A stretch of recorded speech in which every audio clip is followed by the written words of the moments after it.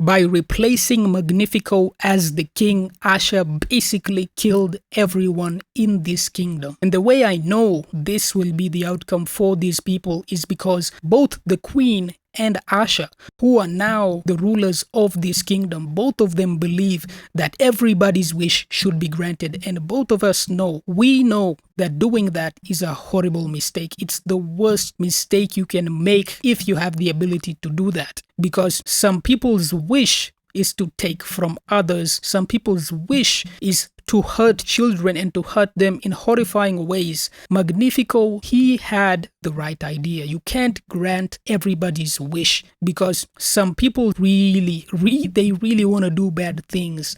But the queen and Asha, they don't understand how the world works. They don't understand how people think. They think that everybody has good intentions. They think that, oh, it's okay, we can just grant everybody's wish. And we see them doing this in the end of the movie. After Magnifico is defeated, it's the first thing that they start doing. They start randomly granting people's wishes. They don't stop to think and ask themselves, hey, what is this guy actually asking for? Because somebody's dream might be, I wish I had abundance. I wish I was rich. And the queen and Asha, they'll see that guy and they'll be like, oh, yes, we'll grant your wish, without asking themselves, why does this person have this wish? And do they have any ulterior motives for having that wish? Or someone wanting abundance, that can be granted in many different ways. It could be granted in getting an abundance of pain. That's still an abundance,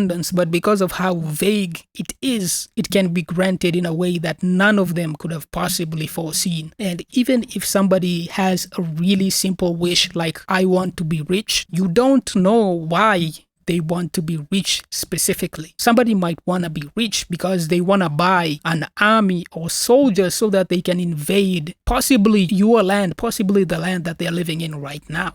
You don't know. And the queen and Asha, they're not thinking about any of this. They're just going around, and anybody who comes up to them who's like, hey, I have this wish, they're just granting the wish. Like at the end of the movie, some chick came up to them and she was like, oh, I really want to fly. And they were like, okay, go with this guy. He can help you grant your wish. But why does she want to fly? They never seem to stop and ask themselves these questions. And that's why the queen and Asha, they are going to lead to the destruction of this kingdom, because all it takes is one person who has those ulterior motives that they refused to look into for the entire kingdom to be killed, possibly in a really brutal way, because you don't really know what somebody's wish actually means or how it's going to be granted. Even if the wish granter themselves doesn't necessarily have bad intentions, it might still lead to an outcome none of them could have possibly considered. And that's the problem. That's the problem with the way these two people are ruling this kingdom. That's why they will destroy everything, and that's why everybody will be killed. They have a very, very naive view on the world because they assume everyone has good intentions. But Magnifico knows the reality because his kingdom was invaded many years ago, and supposedly his family was killed in that invasion. So Magnifico knows how dangerous people really are because he's seen the horrible reality of people in general. And that's the reason why Magnifico was so shocked when he realized somebody wished upon a star, because he had no idea what they wished for. So as the king, he had to take action, because if somebody is planning an attack against them, then he needs to be prepared for it. As the king, he needed to take action. Otherwise, when people eventually die, he will be the one to be blamed for it. He will be the one carrying the guilt of all the people who got killed. It's kind of like when you watch Titanic and you see the ship captain going down with the ship. He went down with the ship because he felt guilty for not saving everybody. He felt guilty because he didn't see the iceberg in time, when if he was paying attention, he could have seen it and he could have steered everybody away from the iceberg. But because he didn't, thousands of people died. And in his mind, he was the one responsible for it.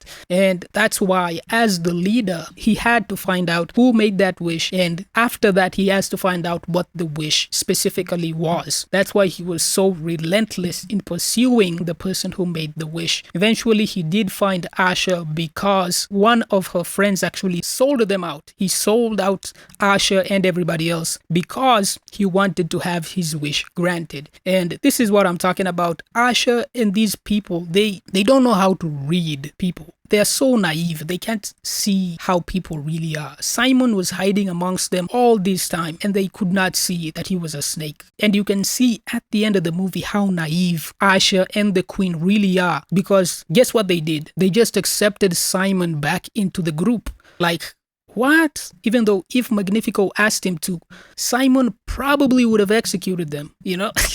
And they still accepted him back into the group. Like, it just shows you that Asha and the queen, neither of them have the strength or the knowledge needed to rule a kingdom. They are incredibly naive. Eventually, they will grant somebody's wish, and surprise, surprise, he wants to be the next Hitler or the next Genghis Khan, but because they didn't do their due diligence, they gave him the power to achieve those goals. And because of how they're just granting wishes without really thinking about what it means, sooner or later, everyone in this kingdom will die, and Asha will be the reason for it.